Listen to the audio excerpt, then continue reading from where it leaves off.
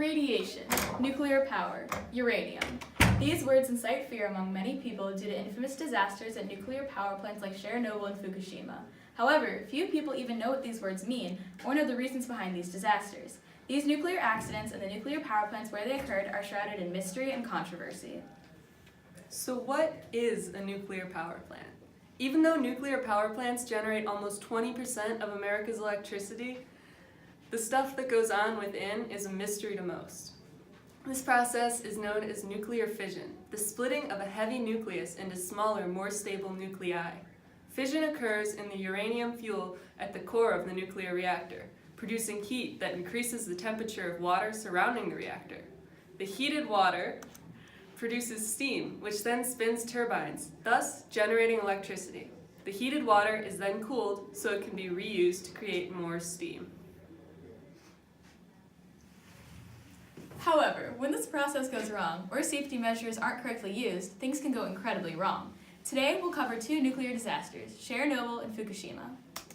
Let's talk with a nuclear expert from Chernobyl, Dr. Grayson Landsman. Hello, Dr. Landsman. Hi, thank you for having me.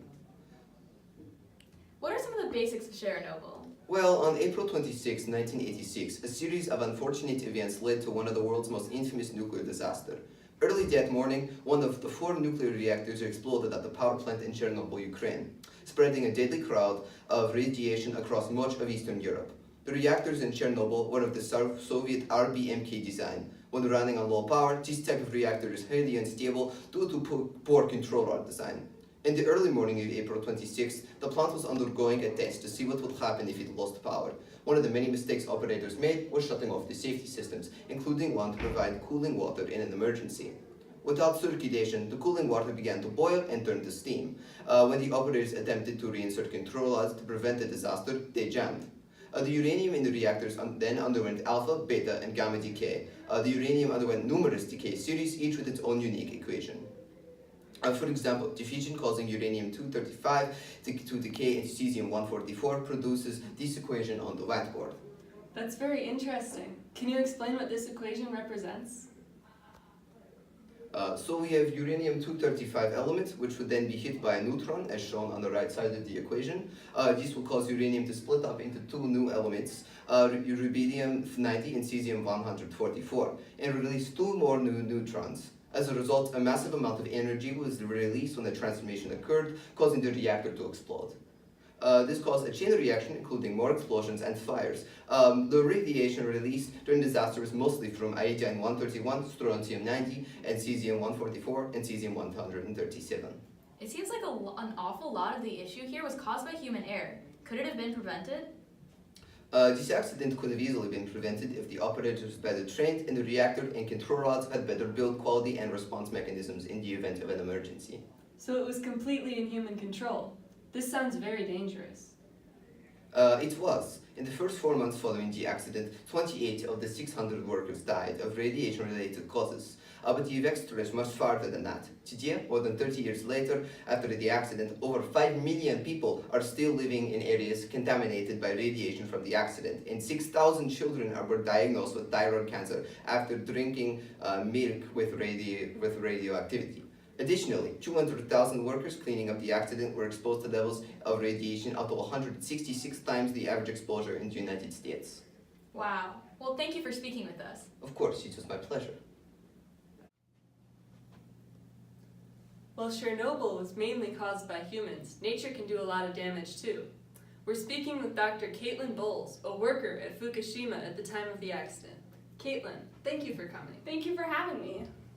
If it wasn't human error, then what caused this nuclear catastrophe? Well, nature was the killer at the Daiichi power plant. On March 11, 2011, off the east coast of Japan, a magnitude 9 earthquake triggered a massive tsunami. Japanese residents did receive a small early warning when the earthquake-tsunami hybrid hit, but as of June 2016, 15,894 people were killed by the tsunami and the earthquake. Along with the multitude of human casualties, the tsunami devastated infrastructure, including the Fukushima Daiichi power plant. Although the power plant did have tsunami protection on a smaller level, it was in no way prepared for the 50-foot wave that hit. After surviving the earthquake, the tsunami flooded the site and 3 of the nuclear reactors lost power and cooling ability. How did the government deal with this? Were measures taken to ensure safety? Yes, there were safety precautions. The evacuation area was 20 kilometers at its largest, requiring over 100,000 people to be evacuated. Because of the measures taken, no one was directly killed from the nuclear catastrophe, and all the deaths have been attributed to either the tsunami or the earthquake. So what actually happened in the nuclear reactors that caused the explosion?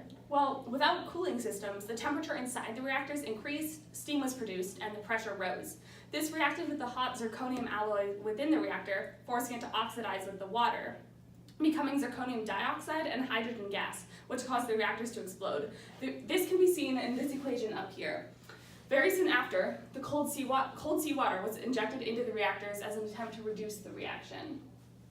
Interesting. Did the radiation spread and leave lasting effects on the community? There have been lasting effects from the radiation. There are now reports of thyroid cancer and mutations of local plant life. There's also a greater risk of contamination from radiation in the area. Today, the major concerns are with cleanup and how to effectively manage it without causing more radiation exposure. Thank you for your time, Caitlin. Of course, glad I could help you. Go. With all of these nuclear catastrophes, is nuclear power safe after all? We have here with us Dr. Luke Farney, a professor of nuclear science at Oxford University. Thank you for inviting me. Do you think the benefits of nuclear power outweigh the costs? Although the disasters have had grave impacts, the further pursuit of nuclear energy is 100% necessary. Disasters in Fukushima and Chernobyl have helped scientists learn how to properly manage nuclear power plants in the future. It is important that we continue to develop nuclear power plants because nuclear power is the future of energy. Power plants are cheaper to run than fossil fuels, and they're more environmentally friendly. Also, they're renewable. Even if it might pose more of a risk at the moment, due to nuclear power plants being newer and more powerful, continuing to develop nuclear energy allows us to increase the safety precautions and make nuclear energy more mainstream.